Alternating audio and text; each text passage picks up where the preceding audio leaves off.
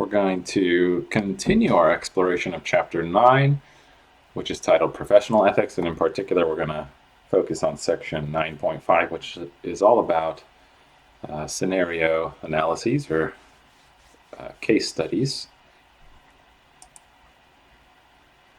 And throughout the course and in this text, we've evaluated a wide range of moral problems, and our methodology has been to evaluate the moral problem from the point of view or of one or more of these normative systems of ethics: Kantian deontology, act utilitarianism, rule utilitarianism, social contract theory, or virtue ethics.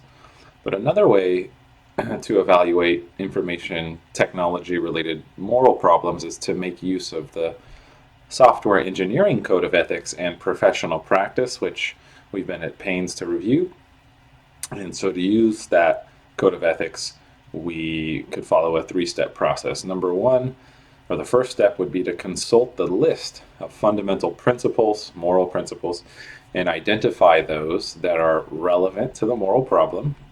And step two would be to search the list of clauses underneath each moral principle accompanying each of these fundamental principles to see which speak most directly to the issue. And step three would be to determine whether the contemplated action aligns with or contradicts the statements in those clauses. And if the action is in agreement with all the clauses, that provides strong evidence that the action is morally required or morally right. But if the action is in disagreement with all the clauses, then it's safe to say that the action is morally wrong or morally prohibited. And usually the contemplated action in practice is going to not fit so neatly into this all or nothing category. It's going to be supported by some clauses and opposed by others. And when that happens, we have to use our judgment to determine which of the clauses are most important before we can reach a conclusion about the morality of the contemplated action. So we will, in the remainder of this section anyhow, apply this three-step methodology, and then an additional step if it doesn't align with all the clauses, to 4 case studies. All right, so the first scenario analysis or case study involves software recommendation. And so here's the relevant non-moral facts. So Sam Shaw calls the Department of Computer Science at East Dakota State University seeking advice on how to improve the security of his business's local area network. And a secretary in the department routes Mr. Shaw's call to Professor Jane Smith, an internationally recognized expert in the field. Professor Smith proceeds to answer several questions posed by Mr. Shaw regarding network security. And then when Mr. Shaw asks Professor Smith to recommend a software package to identify security problems, Professor Smith tells him that NetChecks got a Personal Computer magazine's top rating.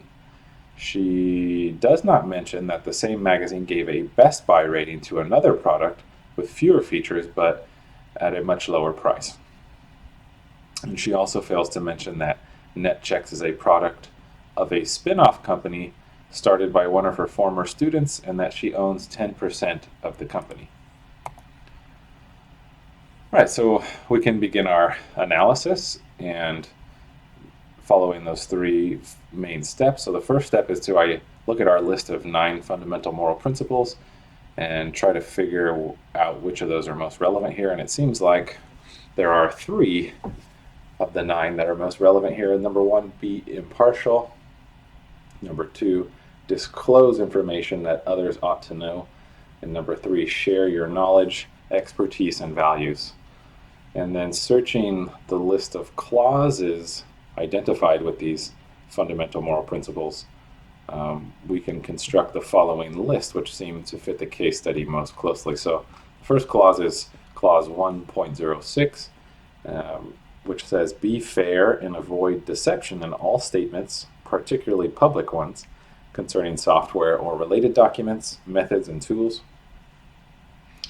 And when we apply this principle or a subclause of a principle to this scenario, we see that Professor Smith was deceptive when she mentioned the most highly rated software package, but not the one rated to be a Best Buy.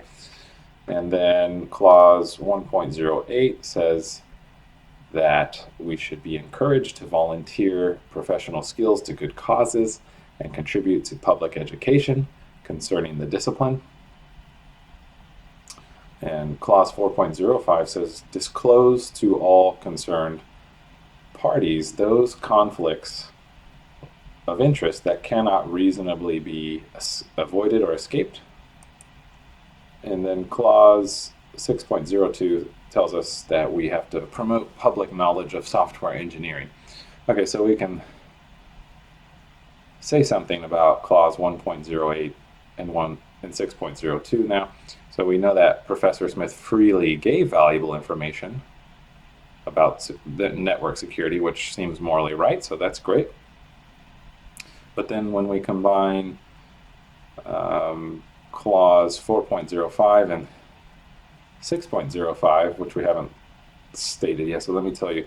Clause 6.05 says to not promote their own, or software engineers shall not promote their own interest at the expense of the profession, client, or employer. Well, all right, when we evaluate what Professor Smith did through the lenses of clauses 4.05 and 6.05, it looks like Professor Smith did not tell Sam Shaw that she had a personal stake in the success of the NetCheck software, and she did not tell him about the Best Buy package that might have provided him every feature he needed, but at a much lower price.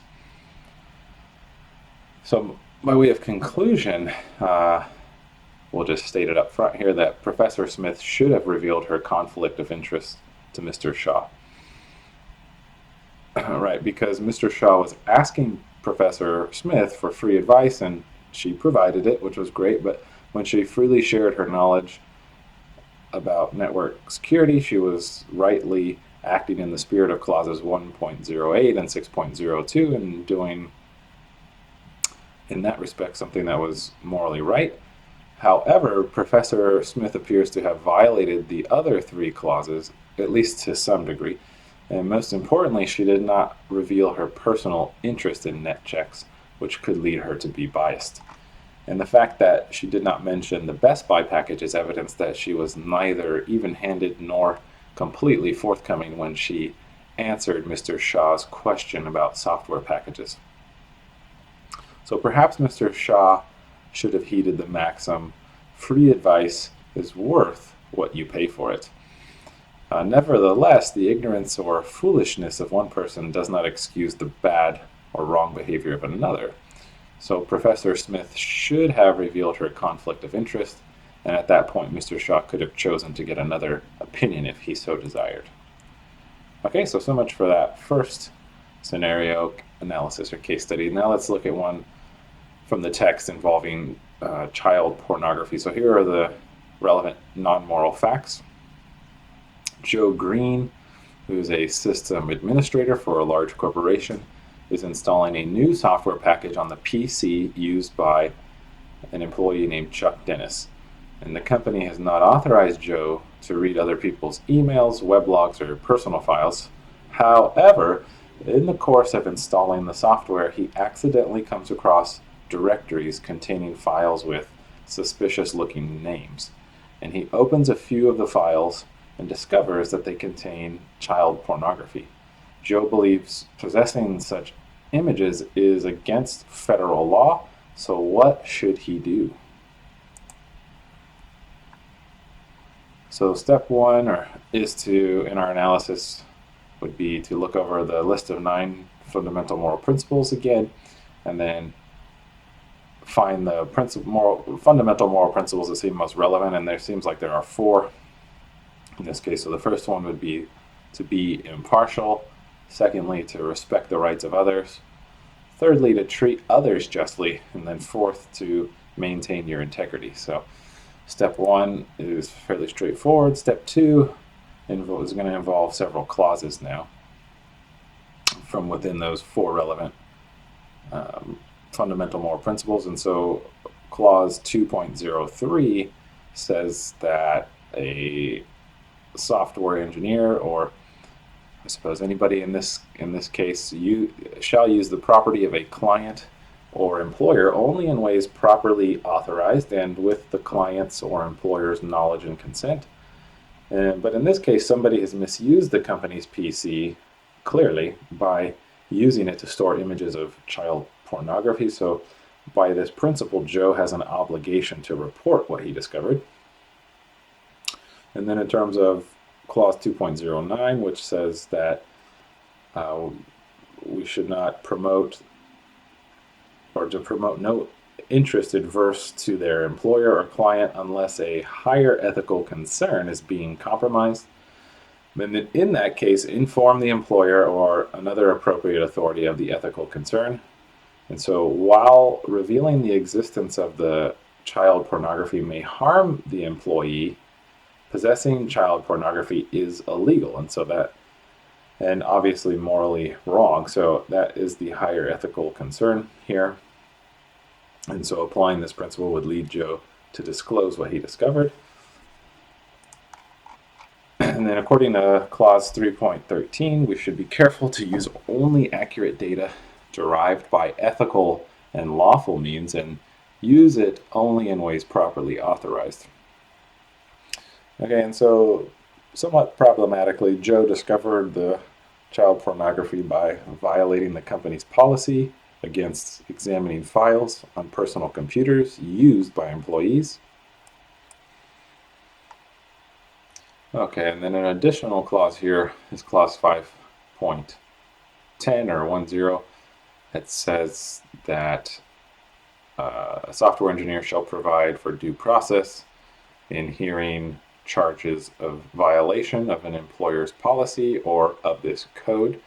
So simply because Chuck had these files on his computer does not necessarily mean he is guilty, because it's possible that someone else broke into Chuck's computer and stored the images there. All right, so continuing our analysis here, this one's complicated in a sense because Joe violated company policy to uncover the child pornography on Chuck's PC. But once he had this knowledge, the remaining principles guide Joe to reveal what he has discovered to the relevant authorities within the corporation, even though management may punish Joe for breaking the privacy policy. And again, it's possible that Chuck is actually a victim here. Someone else may be trying to frame Chuck or use his computer as a safe stash for their collection of illegal images. And so Joe should be discreet until a complete investigation is completed and Chuck has had the opportunity to defend himself. All right, another case study or scenario analysis involves the anti-worm. So the internet is plagued by, let's assume, a new worm that infects PCs by exploiting a security hole in a popular operating system. And let's say somebody named Tim Smart creates an anti-worm that exploits the same security loophole to spread from PC to PC. But when Tim's anti-worm gets into a PC, it automatically downloads a software patch that plugs the security hole. So in other words, it fixes the PC so that it is no longer vulnerable to attacks via that same security hole. And so Tim decides to release the anti-worm, and he takes precautions to ensure that it cannot be traced back to him. And the result is the anti-worm quickly spreads throughout the internet, consuming large amounts of network bandwidth and entering millions of computers. So to system administrators, it looks just like another worm, and they battle its spread the same way they fight all other worms. Okay, so those are the relevant non-moral facts. Now we need to go through our 3-step process. So step 1 is to look for the fundamental moral principles of the 9 that are most relevant to this anti-worm.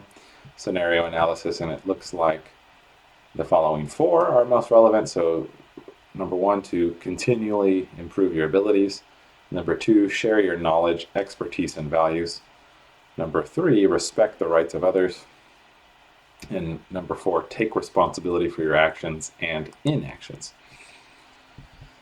All right, so within those fundamental moral principles, there are clauses that are even more relevant, helping us drill down in our analysis. And so there are, we'll start with clause 1.01, which says to accept full responsibility for your own work.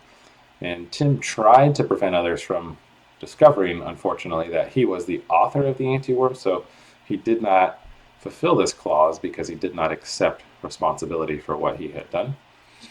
And then there's clause 1.08, which says to be encouraged to volunteer professional skills to good causes and contribute to public education concerning the discipline.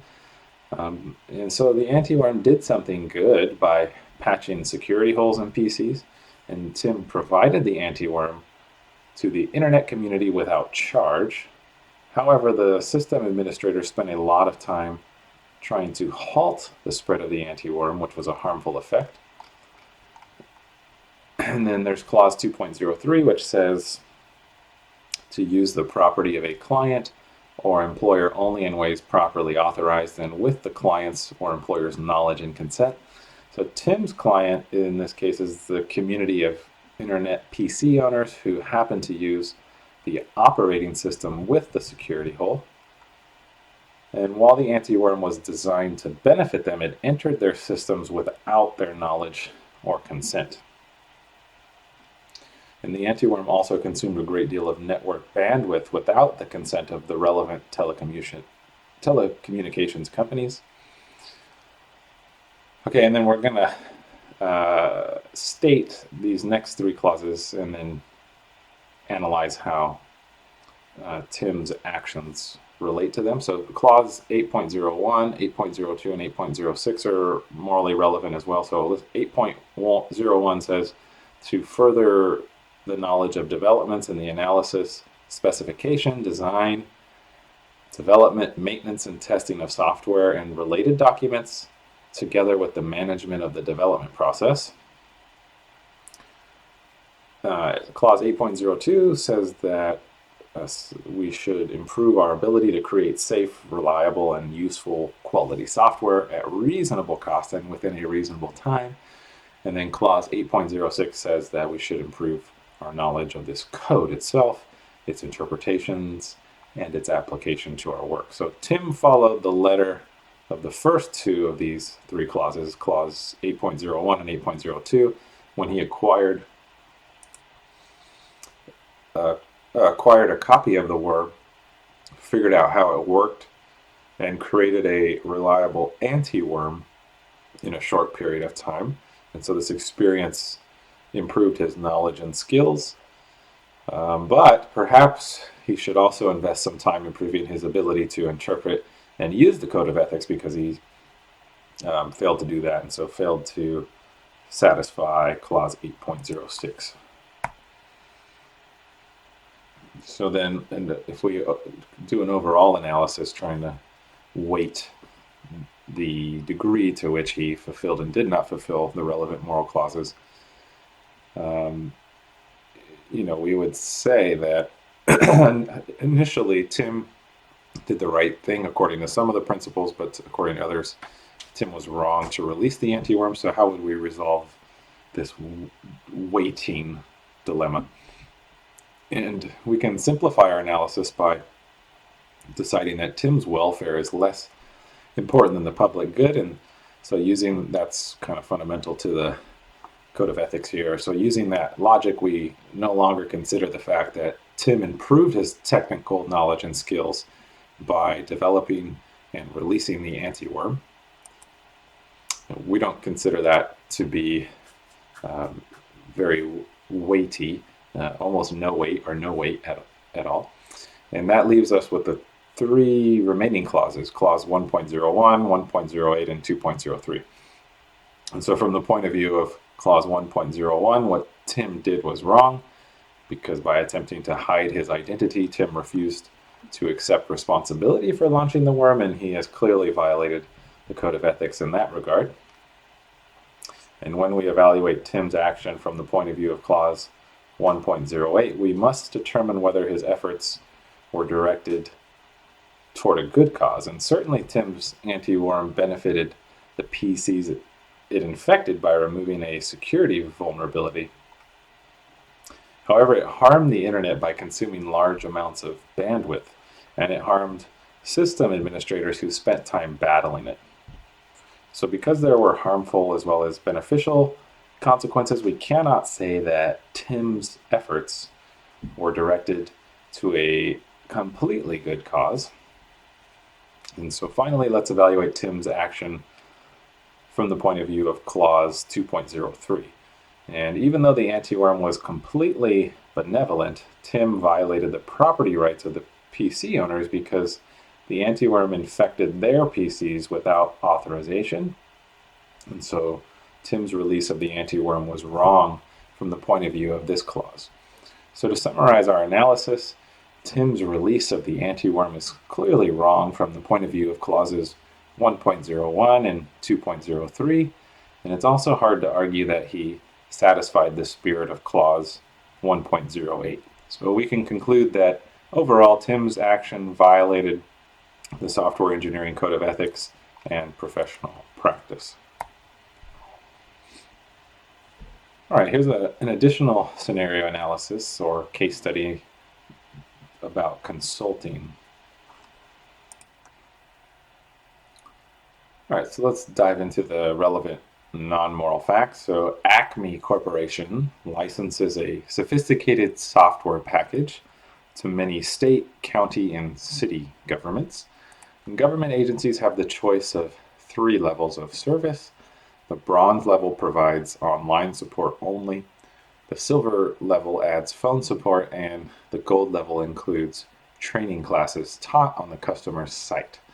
So the gold level of support costs $20,000 a year more than the silver level. And Gene is one of the Acme employees who works in the support organization, but mostly Gene provides phone support, but from time to time he teaches an on-site class. In fact, Gene created many of the instructional materials used in these classes. Because of the recession, quite a few government agencies have dropped from the gold level of support to the silver level, and some members of Gene's training group have lost their jobs. Gene has a family to support, and he is wondering if his position will soon be eliminated as well. So the state government of East Dakota is one of the many customers that no longer pays Acme Corporation for on-site training. One day, Gene gets a call from Maria, who works for the East Dakota State Agency using the software package, and Maria offers to pay Gene $5,000 plus expenses to run a 5-day training class that covers the same material as the official course taught by Acme. Gene accepts the offer, but he does not inform anyone at Acme Corporation of his decision. Working at home on evenings and weekends, he develops his own set of instructional materials. He takes a week of paid vacation from work, travels to East Dakota, and teaches the class. Okay, so to begin our analysis of Gene's decision here, we need to find the most relevant moral principles, and in this case, of the 9 fundamental principles from our list from a previous section, there are 5 here that seem most relevant. Number 1, be impartial. Number 2, take responsibility for your actions and inactions. Number 3, disclose information that others ought to know. Number 4, maintain your integrity. And number 5, continually improve your abilities. So examining the clauses that are associated with each of those fundamental moral principles, we can see that there are about 5 that most closely fit or relate to this scenario analysis. So the first one is clause 2.08, which says to accept no outside work detrimental to the work that you perform for your primary employer. So employers provide employees with weekends off and paid vacations so that they can rest from their labors and return to work refreshed and able to perform at a high level. You could argue that Gene's consulting work was detrimental to his day job at Acme Corporation because it filled his evenings and weekends and kept him from getting a proper vacation. All right, well, in terms of clause 3.04, which says to ensure that software engineers are qualified, or anybody in this case is qualified for any project on which they work or propose to work by an appropriate combination of education and training and experience, we can say that in Gene's case, based on his prior experience at Acme, Gene was certainly well qualified to develop the instructional materials and teach the class in East Dakota, and so he's fulfilled this obligation of the code. In terms of clause 4.05, which says to disclose to all concerned parties those conflicts of interest that cannot reasonably be avoided or escaped, that by accepting the consulting job with the East Dakota state government, Gene created a conflict of interest between himself and Acme Corporation. Namely, it's in Gene's interest if East Dakota does not purchase the gold level of support, but it is in Acme Corporation's interest if East Dakota does buy the gold level of support. And so Gene violated this clause by not disclosing his consulting job to Acme Corporation. And then clause 6.5 is also relevant here, which says to not promote self-interest at the expense of the profession, client, or employer. And so by agreeing to teach the class in East Dakota, Gene put his own interest above that of his employer. So clearly the East Dakota state government recognized a need to have some on-site training, and if Gene did not accept the consulting job, the East Dakota government might have gone back to the gold level of support from Acme. And then finally, clause 8.04 is relevant, and it says to improve your understanding of the software and related documents on which you work and of the environment in which they will be used. By creating his own set of instructional materials, Gene probably developed an even better understanding of the software package and its capabilities, and there's a good chance he came up with some insights about better ways to teach others how to use the software, and this additional knowledge will make Gene a more valuable employee of Acme Corporation. Okay, so let's try to pull these threads together of all the different weightings of the relevant moral clauses. And so you could argue that Gene is actually helping Acme Corporation because governments are dropping the gold level of support because it is simply too expensive, but phone support and online support aren't enough. So if these agencies cannot find another source of on-site training, they may stop using Acme software altogether. So by providing East Dakota with affordable on-site training, Gene was helping ensure that East Dakota would remain a customer of Acme Corporation, although at the silver level. And you could, on the positive side, also argue that Gene's work for East Dakota improved his knowledge of the software package and his ability to teach others how to use it, making him a more effective phone support person at Acme. However, it's unlikely upper management at Acme Corporation will be convinced by these arguments, particularly since Gene did not disclose the offer from East Dakota before accepting it. Gene's decision is much more likely to cause management to question his loyalty to his company and his fellow employees. And if the company learns about his consulting work, Gene may well be the next person laid off. So to conclude the overall analysis, it seems like Gene's actions were not only unwise, but morally wrong because he violated clauses 2.08, 4.05, and 6.05 of the Software Engineering Code of Ethics and Professional Practice, and he may have put his full-time job in jeopardy.